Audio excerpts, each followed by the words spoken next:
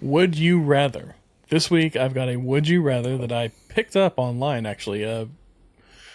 Somebody that I know and follow on Instagram, Kamani, if you're listening. I don't think you are, but if you are, this came from Kamani.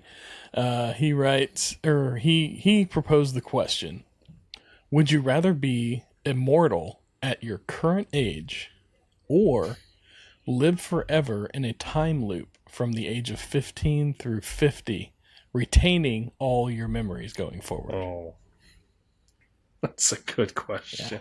So that's the question. Yeah. And it has a lot of like implications, but Sure. we're gonna leave it right there. Would you rather be immortal forever or live in a loop from the age of 15 to 50, retaining your memories in perpetuity? And we'll be back with that after the credits roll.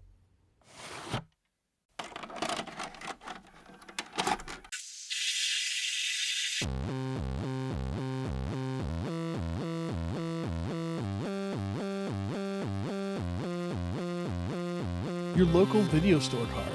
A comic book in your back pocket. Games with no tutorials. Music you had to discover. And drinking water straight from the hose. These are the things us millennials remember fondly.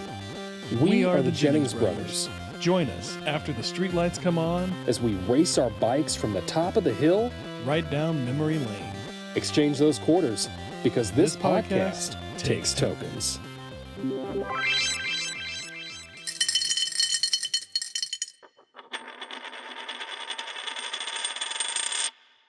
Unroll those Jinkos and crank up the dial, because we are venturing back. That's right, back to 1999 for a perfectly spooky episode dedicated to The Mummy. Just keep your feline companions close, because things might get a little bit hairy in the land of the pharaohs.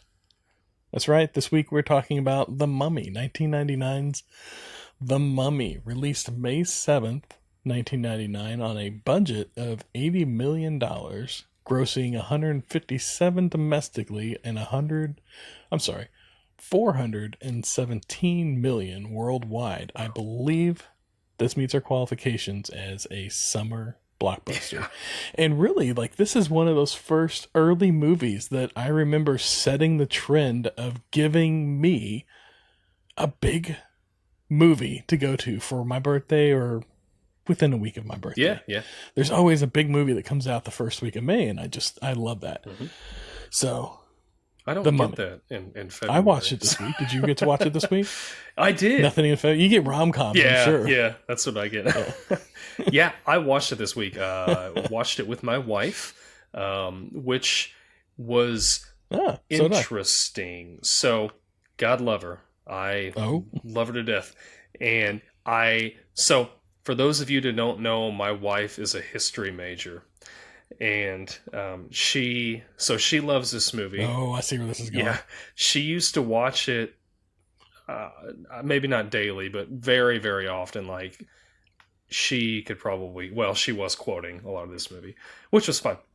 But when we started watching it, she would be like, "Hey, pause it for a second." So I'd pause it, which is fine.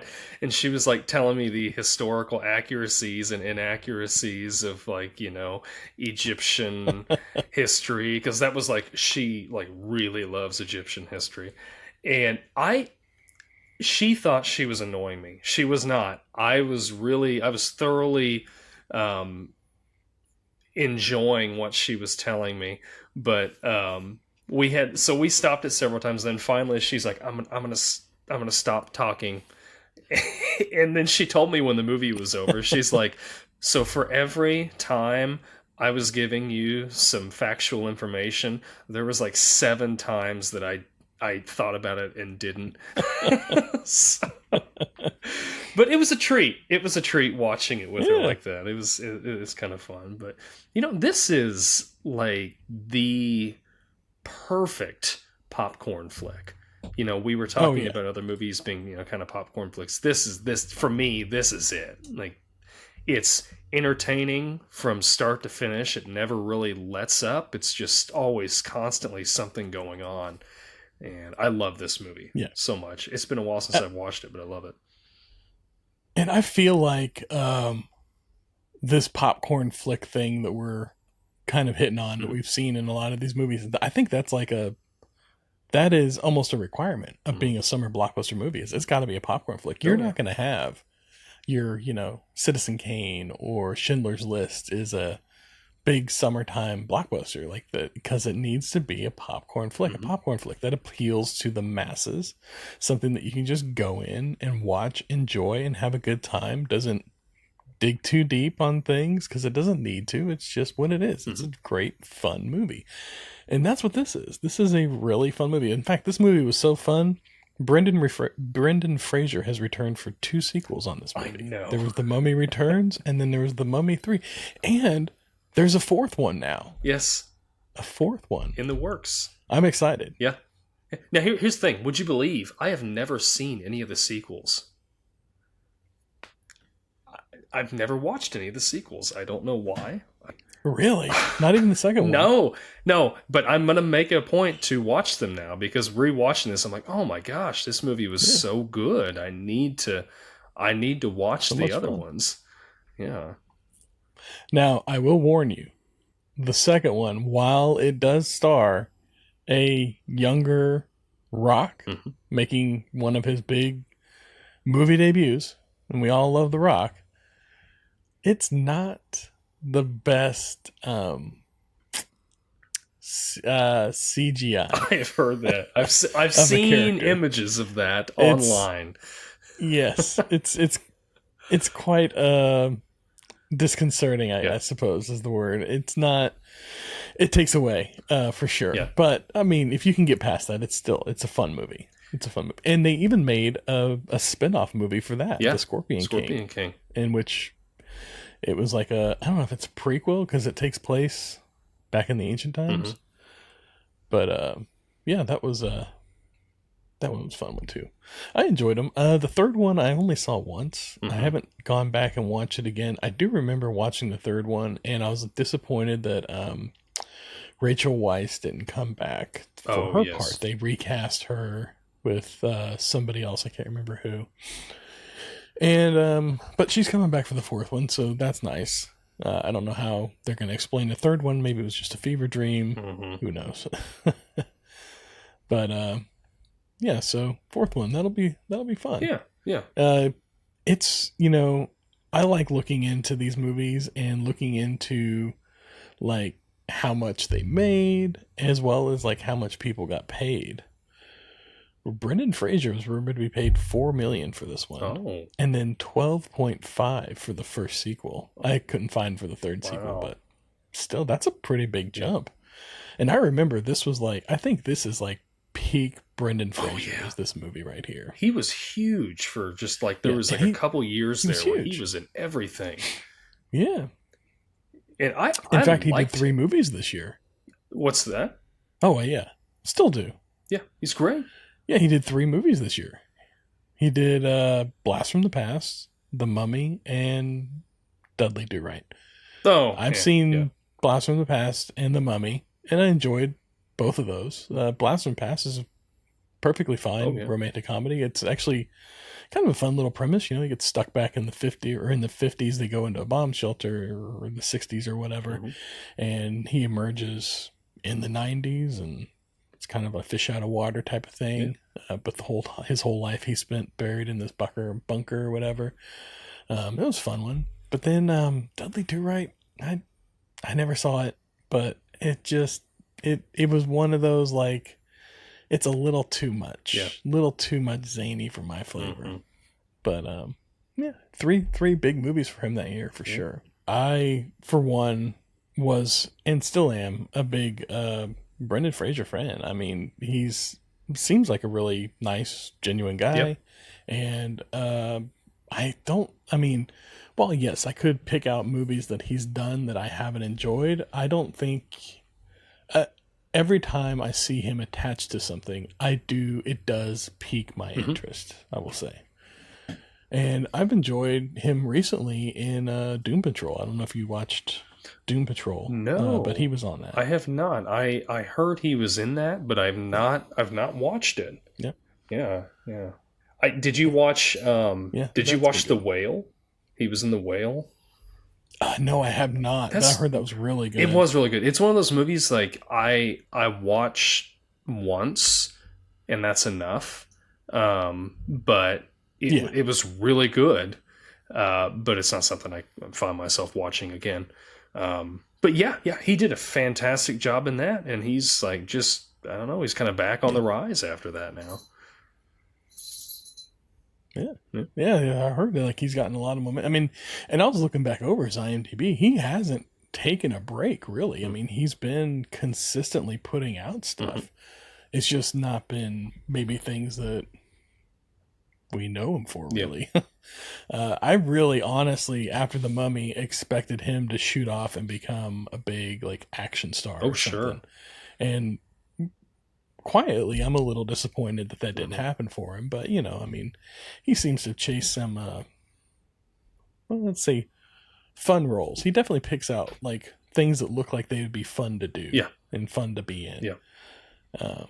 Like I remember, I really enjoyed Bedazzled. Mhm. It's a bit, quirky and zany, but his performance in it just was a lot of fun. And I really enjoyed just the fun of being in that movie with him. Yeah. I don't think like that's a movie that you could put anybody else in really, and it would still be as fun. It would just be a goofy, kind of lame movie. Sure. And I feel like that's what he brings is himself. So Rachel Weisz, though, I haven't really seen her in too much. I mean, she was in this movie, and then she was in quite a few things.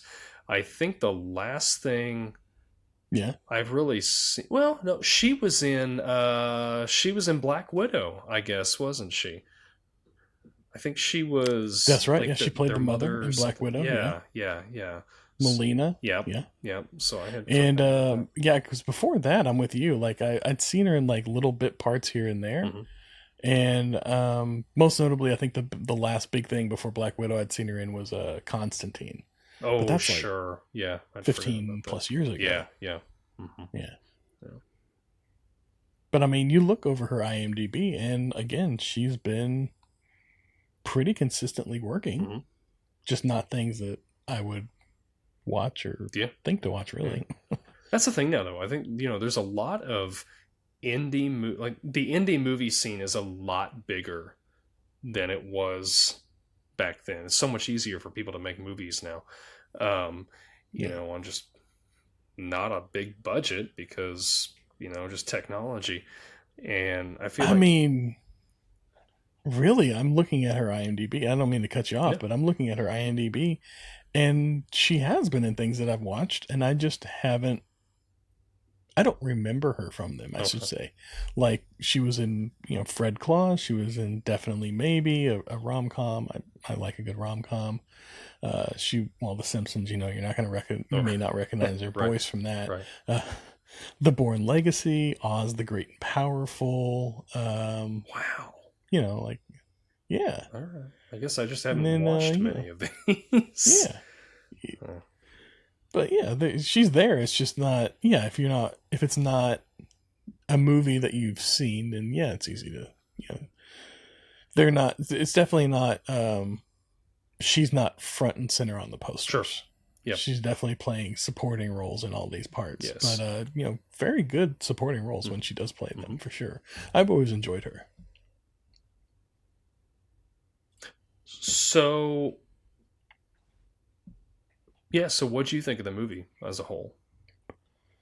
Oh, enjoyed it thoroughly, for sure. Like I said, I think this is one of my favorite movies. And for a while, it was probably, I like your wife, watched it pretty regularly, I'd say weekly.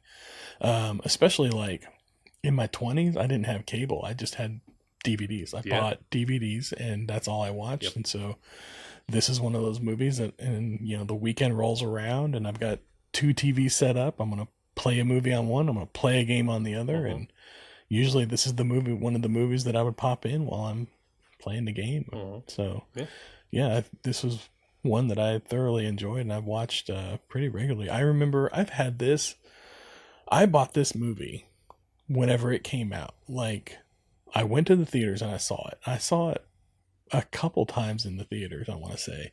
And then when it came out to own, I bought the VHS because I didn't have a DVD player at the time. This is, 1999. Maybe it was like, it was 99 because it was the fall of 99. And then I bought the DVD of it whenever I got a DVD player. This was one of the first DVDs I bought. I own this on UMD for my PSP. Wow. Wow. There's a relic. That'll tell you how much I enjoyed it. Yeah. Yes. I owned the UMD for this movie. That's how much I enjoyed it. Yeah. This and I think I had the second one as well. Yeah. But yeah, this it's one of those movies that I've had in some form or the other. I own a digital copy of it in my digital library. I thoroughly enjoy this movie, and I really enjoyed getting to go back and watch it again. I was a little disappointed because my son did not want to watch it with me. He had no interest in it, and I really thought this would be right up his alley, but no, Bruce did not want to sit in on this one with me. He's got summertime going on right now. He's got him and his friends get together daily. I mean, virtually, but daily they get together. And they do things like he plays the Oculus and games online and just has he's constantly on the phone with somebody talking to them. So what a time to be alive. Oh, yeah. Yeah. We used to have to just, ride your bike over to someone's house and just hope they were home. That's right. Well, I saw a meme earlier today, and it showed a picture of a bunch of 4 bikes piled up, and then a skateboard thrown on top of it in front of a house, and it was this is how you knew where your friends were in the day, and that's exactly what it is. You just ride around town until you see your friend's bike, and you go to that house. Yeah, I mean, I remember riding over to a friend's house. They weren't home, so I would just ride up and down the street until they showed up. But yeah, now it's just I'll just give them a call, or I'm just going to hop online and play a game with them. Even back then, we didn't have that. It was there's 3 of us in the house and only 2 of us can play because there's only 2 controller ports on this thing. Until the 64 came out, and it was oh my gosh, 4 controller ports. Unless you were the cool kid with the PlayStation that had the little boomerang. Oh, thing. yeah. Yeah. And you had one of the 3 games that played 4-player, and I think they were all sports games. Yeah. So I hope you like basketball, football, or I don't know what the other one was. Yeah, so this movie, man, this is like I said, I really enjoyed rewatching it. It had been a while since I'd seen it, but just I don't know, Brendan Fraser's so good in it, and yes, the special effects like you were talking about with the Scorpion King, they're pretty dated. I think the mummy himself doesn't look terrible when he first. It's the water stuff. Yeah. Oh yeah. Oh it was so bad. It was. Let's just say it for what it is. Silly putty. Yeah. It was awful. It was the sand storm when they're flying the plane, that looked okay. That wasn't bad. I thought. Yeah, that wasn't too bad. But yeah, you're right. That water was just, it was rough. Yeah. It was really rough. Yeah. Yeah. But yeah, I thoroughly enjoyed this movie, start to finish. There was nothing about this movie that I didn't like. Benny was Benny the coward. Just a great foil. Let's talk about Benny the coward here. Benny the coward, man. Benny was just great comic relief foil. I mean, between him and the warden, the 2 of them together, just the comedy that came from them was fantastic. Yeah. And I always loved the part where they're about to hang Brendan Fraser's character, O'Connell. Yep. And they say, do you have any last words? And he's like, yeah, can you loosen the knot and let me go? Yeah. And the guy's like, hey, he wants to be let go. Can we let him go? He's like, of course not. We're going to hang him. Yeah. That was great. I love that part. Yeah. Really, that whole jail scene was probably one of my favorite parts. Well, I love when Evie is, so she's bargaining for his life, right? You know, Oh, yeah. she's like, well, if you let him go, we'll give you, you know, a percentage of the spoils or whatever. And bartering Yeah. back and forth, and she goes to 30, and then he like stumbles and says 25, and she's 50. like, deal. Yeah. Which, if she wouldn't have called it out, he wouldn't have even noticed. But No. she was like, aha, I got you. Yes, yes. Yeah, Benny was something else. He was just constantly, oh my goodness, just it was almost just annoying how much he would, at the first sign of any trouble, Oh, yeah. he is gone. Oh, yeah. Not dependable at all. No. And I felt so bad for the American that, like, he trips and he loses his glasses. And he's like, can someone help me find my glasses? Well, that fool Benny is just running past and steps on his glasses. Trounce right on him. And just keeps on going. Yeah. Being a coward. Yeah. Yeah, Benny the Coward, man. And then whenever he gets cornered by the mummy and he's just like pulling out every like religious relic. He's like, somebody's going to save me, right? It was so funny. I love that. He's just the cross. Yes. That's not going to work. He pulls out like Buddha or something, and until he gets to the Star of David. And the only reason that saved him was because, you know, the mummy noticed it was the symbol of the Jewish slaves. But why does he have, just constantly carries all these religious medallions on him? I mean, for what other purpose? I guess so he can fit in with whoever he's with. I guess. Because he's a snake. He's adaptive. You got to fit in where you can. Yeah. That's right. He's in it for himself. I'll give it to him. He's adaptive. Yeah. Till those bugs eat him. Which, speaking of those bugs, that opening scene, I think, has unlocked a new fear for me. It used to be claustrophobia is one of my biggest fears. I don't like being in confined, tight spaces, but I think being wrapped up like a mummy and put into a tight sarcophagus and then having flesh-eating beetles poured over you, that's my new fear. Yeah. But they left him. That is 100% my new fear. One of my favorite lines. They left him. He's still juicy. Yes. The scarabs. Got you a nice juicy mummy, boys. Yeah. Ooh. Yeah. And then, like, the library scene. Mm-hmm. Like, when she's in the library, like, you're introduced to Rachel Weisz's character, Evie. Evelyn, I think. Evelyn, yeah. Evie, yeah. One and the same. And she's, because she goes by Evie for short.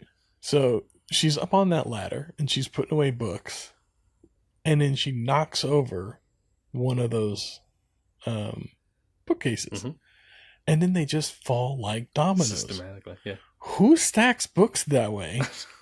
Like, they're always in movies stacking them so that they can just domino fall. Yeah. It was a good shot. I can't imagine that's how it would work. That was an excellent shot, especially because, like, that camera just panned right around the whole thing and followed it.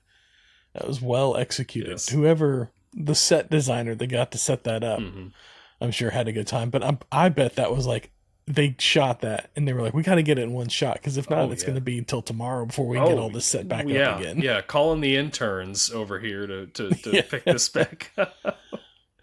But that scene is where we get, probably outside of Brendan Fraser, my favorite character, her brother Jonathan. He is fantastic. He is just great comic relief. He is good timing. Good timing. He still does have like a good head on his shoulders, though, you know, even though he's looking for wealth. I love every scene that Jonathan was in. I loved seeing him. He's like Benny, but with like a bit of a moral code. Yes. And a slight alcohol dependency. Yeah. That scene where they're in the gunfight and he's drinking. He like takes a drink and then he's shooting. I was rolling during that. It was just so funny. Which, speaking of, where are these magi? How are they? One, how are they finding them? Like, I know when they're in the city of the dead, okay, they know where that's at. But like, how do they know exactly where the riverboat's going to be, and where they're at in Cairo, and just all these different places? And then my other question is, what do these guys do for jobs? Are they just like? I think they're like the Secret Service of Egypt. Well, are they? So like they know everybody and everything, and I'm sure they have like Black Ops funding or whatever. Yeah. Or they know where the city is. Maybe they're going in there and they're just pulling out a couple pieces of gold every so often to fund everything. Yeah. Which if they had gone through that front door that they went in at the last time they went in with all that big gold room, this would be a completely different movie. Oh yeah. They would have found all that gold and just been pulling stuff out. That's it. Yeah, the movie done. Movie's over. I mean, they might have killed each other for it, but that's pretty much that's the only room they needed. Which they came back to it the last time, and they just went straight into that room. Like, how did they? What brought them there versus anywhere else? Or maybe it's because the mummy went in first, so he knew exactly where the mummy. That's not his name. What was his name? Imhotep, wasn't it? Imhotep. That's right. Yeah. Imhotep. Yeah. Yes. Which my wife told me was a real person. But not clearly not. This guy. Not real enough. Yeah. Yeah. There was a lot. I think there was a good enough amount of historical, I don't want to say accuracy, but historical information peppered throughout that made it feel grounded in somewhat reality. Yeah. Other than the whole mummy and living thousands of years and all that, but we never know. We haven't opened a sarcophagus like that yet, have we? That's true. That's true. But how? So, go right ahead. Well, I was just going to ask, do you have any, I think we've talked about them, but a favorite line from the movie? I don't know about a favorite line. So I liked the "he's still juicy" line quite a bit that we talked about. Yeah. I love when they first really see the mummy. So Evie is kind of, I can't remember how she got, but she got kind of pulled off by herself. And then O'Connell catches up with her, and she's looking at the mummy and she's horrified. And he's like, "Come on, what are you doing?" And then he looks over and he sees it. And the mummy roars. And his reaction, he just shoots it with a shotgun, just instantly fires at it. And I'm like, this is why I like this character. He's very much he's a man's man, he's just, I'm going to shoot first and ask questions later. I don't know. Yeah. It's so much in his, not so much the things that he said, but the way that he did things, the delivery, the timing, just react. Like whenever the mummy yelled at him at one point, he just yelled back at it. Yeah. I can do this all day. Oh yeah. Yeah. That type of mentality. Yeah. And he's constantly I think so. He's constantly in Evie's corner. When I think Benny's sitting down when they're all, it's at night and they're in the city, but they're, above ground, they're camping or whatever. And he sees her coming over there and he's like, "You got her seat, get up." Yeah. And then Benny says something, and I don't know, I can't remember exactly what he says, but he's like, "Get up now." And he gets up and when he gives her that archaeology kit, or that excavation that kit from the guys. Yeah, and the American guy sees it. "I think that's my kit," and she looks back. He pulls his gun on him, and the guy's like, "Or perhaps I'm mistaken." Which I liked those. Yeah. I liked all the three American guys. I felt bad for them. I didn't like, but they're cowboys. They're cowboys. I didn't like the guy that they were working with, that he gets his comeuppance fairly early on in the movie. But yeah, I thought the cowboy guys, they're treasure hunters, but they, I don't know. I shoot from the hip. Yeah. I liked them quite a bit. Yeah. Which O'Connell refers to them as the Americans. Yeah. Is he? But he himself was an American, right? Yeah. He's got to be. Has to be. Yeah. But I just thought it was funny that he refers to them as Americans. Yeah. Like if you were in another country and you saw a bunch of other Americans, you wouldn't refer to them in like that other tone. Yeah. Like, oh, those are just Americans. Yeah. They'd be like, oh, those are, we are Americans. Yeah. Or something along those lines. Or even like name them by like their state, like, oh, those Texans over there, or whatever. Yeah. Yeah. So I thought that was kind of, I was trying to that one was kind of rattling around in my brain a little bit throughout the movie. I'm like, is he American or is he maybe like, I don't know, Australian or something perhaps, but he doesn't have an accent. Maybe he's Canadian. Maybe that's what there you go. Canadian, maybe. Yeah. Which that would make sense, I guess, because in the opening scene, well, I guess it's not the opening scene, but the first scene that we see him, they're fighting under the flag, like the French Foreign Legion, right? Oh, I thought they were fighting under the British flag. Oh, maybe it was British. Yeah. Which at that time in the 1920s, I believe, any of our Canadian listeners may say I'm wrong, and I'm sorry if I am, but I believe at that point, Canada was still a territory of Great Britain. I think Egypt was a commonwealth or something like that. But if he was Canadian, had to get the historian in. So I don't know. Which, I mean, fun fact, Brendan Fraser is dual citizen, American and Canadian. There we go. That's maybe. it. Maybe he's Canadian. That means O'Connell is. Yeah. They could be. There's Irish Canadians, I'm sure. Yeah. I thought it was funny how whenever they're sleeping in the camp that night, you're talking about them being in the camp that night. He was sleeping with his gun, like holding that shotgun, and if you look, his finger is on the trigger, like he is just ready. I didn't notice that all the time. I was like, that's just an accident waiting to happen. Oh yeah. I don't know about you, but in my sleep, I'm not dead still. I might move or twitch every now and then. I can't imagine accidentally setting that thing off in the middle of the night. Be a wake up call. Right. Which that mirage of the hidden city was a really neat vehicle for the movie. That it doesn't appear until the certain time of day whenever the sunlight hits it just right. That was a really neat plot device. I thought. I always enjoyed that as a thing in the movie. Yeah. I like the layers of lore they have in this movie are it's fun, it adds some mystique to the movie, and there's just enough I'm gonna finish my thought.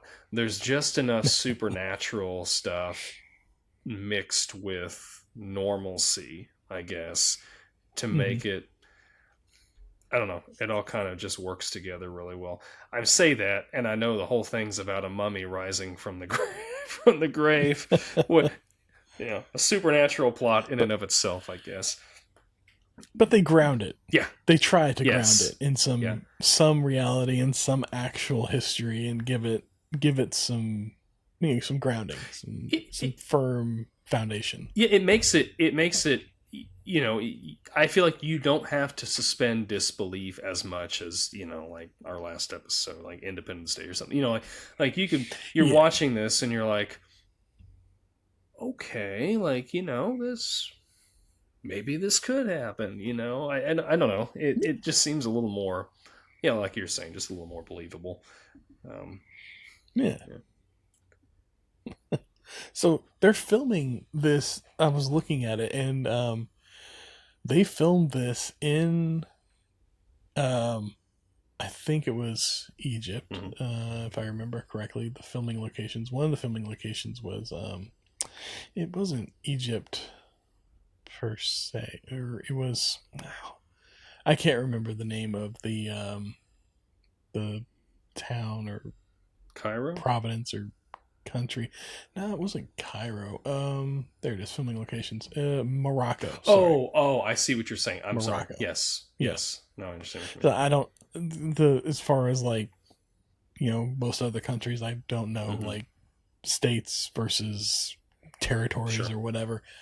But it was filmed in Morocco, and most of it, and then some of it was filmed in the UK. The docks, for instance, were filmed in the UK, and then some of it was filmed in Arizona.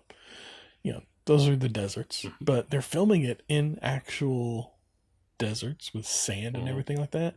I don't know if you've been to the beach lately, but I went to the beach, I think 2 years ago was the last time we went to the beach, and I'm still finding sand everywhere. So Right. I can't imagine these actors made it far are still probably finding sand everywhere they go. Yeah. That was just a long tangent for me to make a sand joke. No, but speaking of the desert, so one thing that I noticed that I thought was kind of humorous. So when when Imhotep is basically saying, like, they've got everybody surrounded, they're in Cairo, and he's saying, come with me and I'll spare everybody else that's here. The whole crowds are huddled around him, and she goes with him. And then he, of course, says, kill them all. He quote unquote, however it works, he teleports her and him and Benny to the city. But he teleports them like a good mile outside of the city, where they end up at. I'm like, why didn't he just, like, shoot him into the city? For it. I mean, if you've got this great power, are you not able? Is there like a force field or something? Like, I don't know, but well, I think he wanted her to go willingly. Okay. Because she's like the embodiment of his long lost love or whatever. And I don't think he teleported her. I think it's like Storm from the X-Men. He just whirled up all the sand and wind and lifted them up and out. Okay. Because whenever they land, it's like a cloud of sand, and then they land in with this cloud of sand, and it just kind of disperses around them. Yeah. So I always took it as he's like pulling like a storm, just like lifting him off. Okay. But I could be wrong. That's just how I interpret it. That makes sense. What doesn't make sense, though, when they are in Cairo, they establish twice that he is afraid of cats. Yes. Because they're like the guardians of the underworld, right? Yes. Why not just keep that cat with you the rest of the journey? I mean, right? Can you imagine dressed like a furry? Oh, yeah. No. Just a bunch of furries going in there. But that final fight scene where all of the Pharaoh's guards are, coming out, just hold and pet the cat. Bring in a bunch of kittens. I mean, everybody gets a kitten. Unleash the cats. That would be a movie I would watch. I think they made that. It's called Cats and Dogs. It's not a great movie. Oh, come on. Uh-oh. Shots fired. I remember enjoying it when it came out, but I watched it again and with the kids, and I was like, "This is awful." Okay, yeah. To be fair, I haven't watched that movie in probably 2 decades, so it's probably not as good as I remember. It holds up about as well as most things from 2 decades ago. That's our entire show premise, man. Hey, some things hold up better than those. True. That's true. Well, I think I've spoken about my entire piece on The Mummy. Wow. Like I said, I really enjoyed the movie. I still enjoy the movie. Mm-hmm. It's still probably in my top. I don't want to give it a number, but it's up there. It's up there on my favorite movies. It's on my desert island list. We'll just say that. Yeah. So yeah, do you have any closing thoughts on the Mummy No, before a couple things here. drop So it in more? one person that I wish we could have seen more of was Winston the pilot. He was Yes, he fantastic. was fun. And he was just an old drunk. It was funny watching any scene he was in was great. He's walking through that fountain. The part where he was walking through, somebody spilled their drink. Yes, yes. That was fantastic. Yes, I forgot about him. Yeah, and then when they're flying, and he's ready to die. Yeah, And he's just, he I'm wants coming, to go down boys. in a blaze of glory. Yeah, yeah. We should have seen more of him. I wish we would have. Yes. So that was one thing that I wish I could have seen more of. And then the one thing that puzzled me, Benny is trying to take treasure, and he's coming out of the city, and he's tired. Yeah. And he takes that saddlebag and he sets it down on this arm thing, and it moves, and then the whole city starts to collapse. They have built a Poor engineering. self-destruct switch Yes. on this thing. It's just sticking It's out just there. No signage, no nothing. Nothing. It's just it's Well, right I mean, there. we don't read hieroglyphs. It may have just said, Well, that's whatever you do, don't warning. touch this. Yeah. But Benny's surface level on everything. Yeah. He's just enough to survive, so Yeah. he probably couldn't Yeah. read them. And his death, for as much comic relief as Benny gave, his death was pretty satisfying. Yeah. He just he finally just went too far and Yep. Got too greedy. got too greedy. And I Kept love going back. O'Connell's line. O'Connell legitimately, he's trying to save Benny. Yeah, trying to help him. And then he can't, and he's just like, bye-bye, Benny. Bye-bye, Benny. That's it. It's the greatest closing line Yeah. to a character for sure. Yes, yeah. Yeah, it was, oh my gosh, this movie was good. It was so much fun to rewatch this movie. And Yes. yeah, I thoroughly enjoyed it.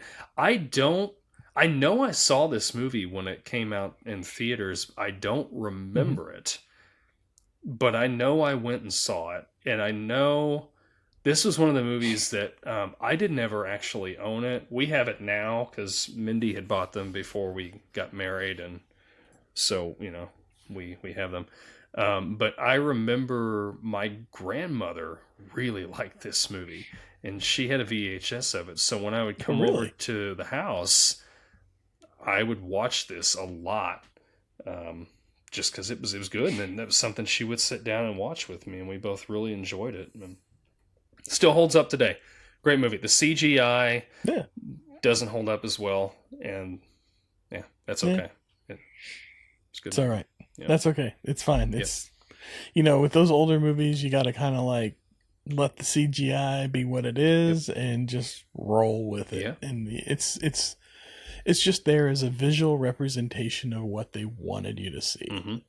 Now, I don't want them to go back and redo it. No. We don't need a Star Wars treatment on this. No. Because it is what it is, and it's fine. Mm-hmm. It's perfectly fine. Yeah. I am okay with that. I think there's one question that we haven't answered, though. Okay. Corey Feldman. Oh, man. Where do we use him in here? I mean, as much as I enjoyed the character, Mm-hmm. I think it might have been fun to see Corey Feldman as Benny. Oh. Really? Yeah, playing a little playing a little bit of a, a little different, a little something different. Okay. I think that would have been a little fun. Okay. I could see him in Jonathan's place. Oh, yeah. Yeah. Hmm. That's true. That's very true. Yeah. I don't know. I haven't heard him do an English accent, but, I suppose she could do a American accent, and we could just call it a tie. Well, what was Benny's accent? Everything? Everything? I guess. I don't know. Well, see, I would have had Benny played as an American. Oh, I see. Okay. Just like, yeah. Just kind of like, what do you call it? Like a vagabond of sorts from America. Yeah, just kind of like getting by. Yeah. doing whatever he needed to do. Yep. Yeah. Like, he could have came over with O'Connell and fought in the war, and then just, because he's who he is, he just ended up, street hustling. Yeah. In Cairo because he got stuck there. Yeah. I like it. That's how I see that go. Yeah. So either way, yeah, we'd love to. I could see it. I could see it working either way for our boy. There. Yeah. So yeah, the offer still stands, Corey. Anytime, we'd love to have you on. Talk about anything you want to talk about: movies, music, games, whatever. Corey Feldman, waiting on that call. Please. Love to have you.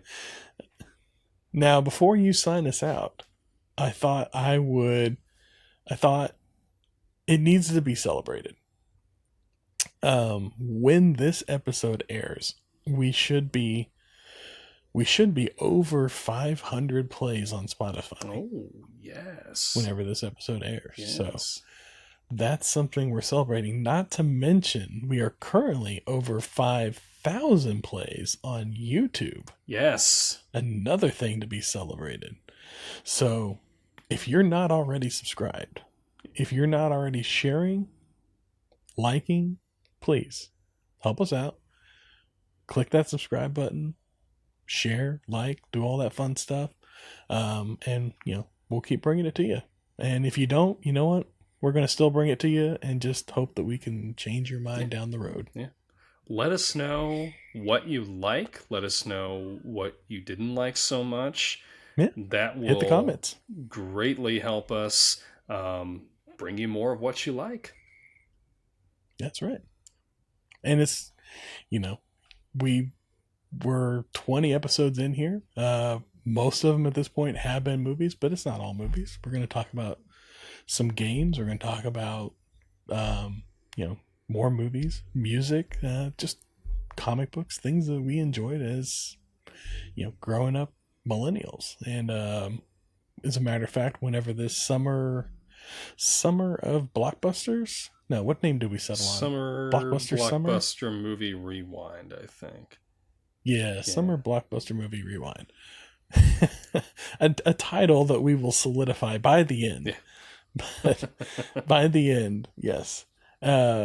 So once this summer blockbuster rewind is over, I think it's going to be about football season, and we got some episodes around different football things to bring you. So that's a little something to look forward to. If you're maybe getting a little burnt out on the movies, we got you covered. Yeah.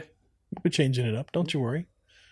And, so let's take us home. All right. So we've reached the checkpoint, my friends. Remember, sharing is caring. Reviews help a lot. And, we'd love to hear what you think. So until next time, be kind and rewind. That's right. And we'll see you next time. And those waiting for an answer, just hang on 1 minute.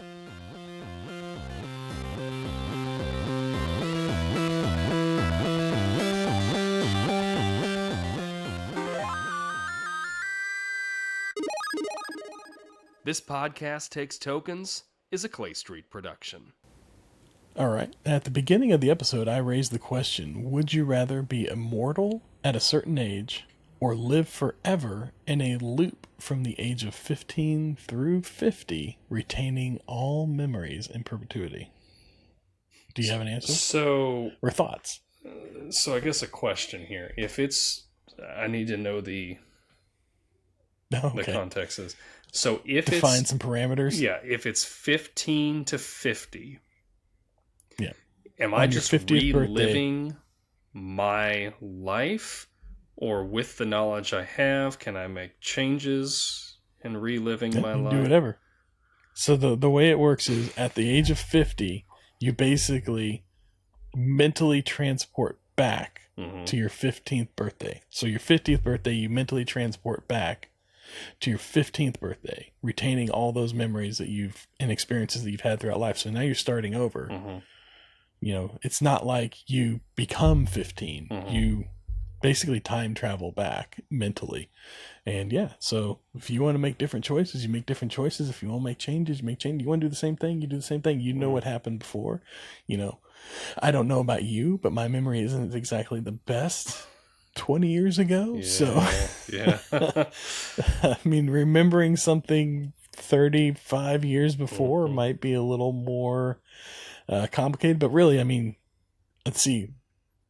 I'm going to help you out because mine is definitely the 15 through 50. Okay.